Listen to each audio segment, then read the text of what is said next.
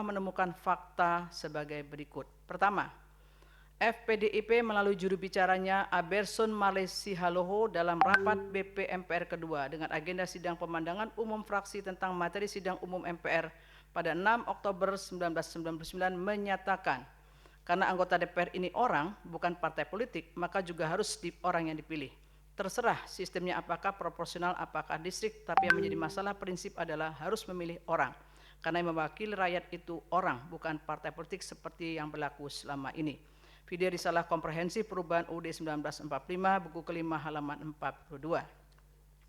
Berbeda dengan pendapat Aberson Malesi Haloho, dalam forum sidang yang sama, Gregorius Seto Haryanto, FPDKB, mengusulkan untuk memilih anggota DPR, DPRD 1, DPR 2, sementara masih dapat diselenggarakan dengan sistem proporsional yang mencoblos gambar partai politik.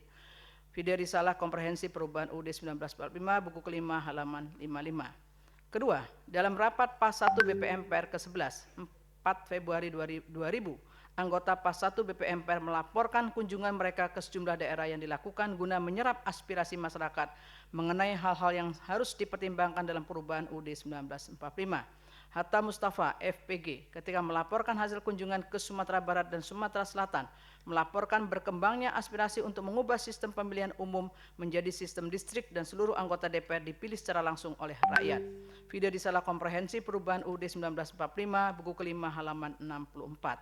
Selanjutnya, Yakob Tobing, FPDIP, melaporkan aspirasi dari Maluku dan Sulawesi Selatan yang pada intinya menghendaki pemilihan umum dimasukkan dalam UUD dan perubahan sistem pemilihan umum dari proportional representation menuju simple majority, simple constituency pada sistem distrik. Video risalah komprehensif perubahan UUD 1945, buku kelima halaman 65.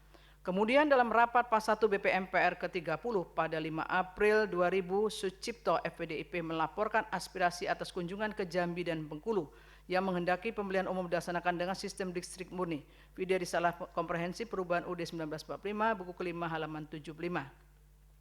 Menindaklanjut rapat-rapat sebelumnya dalam rapat tim perumus PAS 1 BP MPR 6 Mei 2000, Yusuf Muhammad FKB menegaskan usul partainya bahwa untuk memilih anggota DPR menggunakan sistem distrik. Video risalah komprehensif perubahan UUD 1945, buku kelima halaman 77. Pada rapat PAS 1 BP MPR ketiga pada 22 Mei 2000, Fali Nasin Kasubekti fraksi UD juga menyinggung soal sistem pemilihan umum, apakah akan mengubah dari sistem proporsional atau apakah mengubah ke sistem distrik.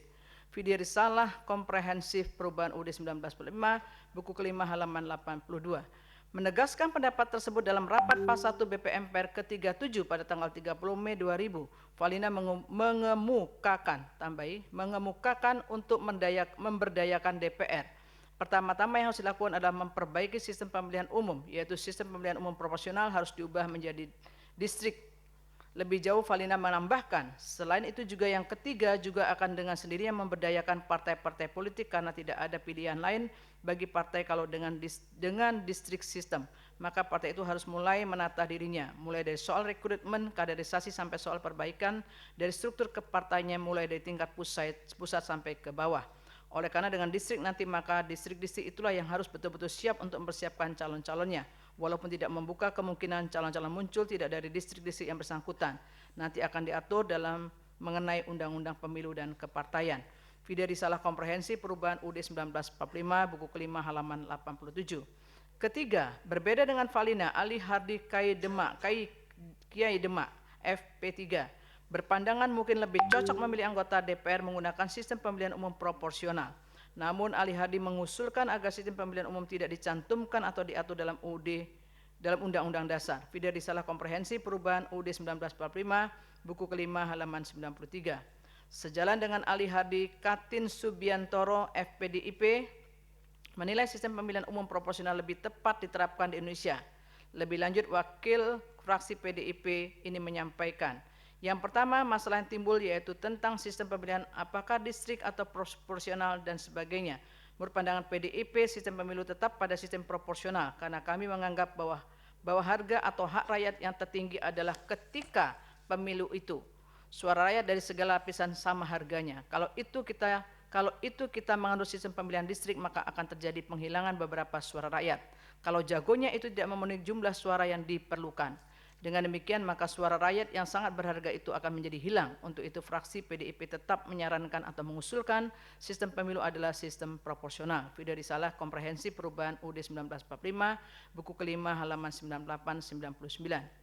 Selanjutnya dalam rapat PAS 1 BPM PR ke-33 yang berlangsung pada tanggal 20 September 2001, Andi Natsmi Fuadi, FKB, intinya berpandangan sistem proporsional menjadi baik ketika diterapkan dalam jaring anggota DPR dan DPRD karena akan tercover seluruh perwakilan wilayah Indonesia dan semua suara akan bisa dibagi secara habis. Namun negatifnya hubungan antara rakyat dan wakil rakyat menjadi tidak harmonis karena rakyat tidak mengenal secara langsung calon-calon yang dipasang partai politik. Video risalah komprehensif perubahan UUD 1945, buku kelima halaman 581. Bahkan pada rapat paripurna kelima, sidang tahunan MPR 2001 pada tanggal 4 November 2001 yang dipimpin oleh Ketua MPR M. Amin Rais, pembahasan mengenai sistem pemilihan umum bergulir kembali. Misalnya S. Masardi Kapat, FKKI, menyampaikan pandangan fraksinya ihwal wakil rakyat dipilih langsung oleh rakyat melalui sistem distrik atau proporsional daftar terbuka atau proporsional open list. Video risalah komprehensif perubahan UUD 1945, buku kelima halaman 599-560.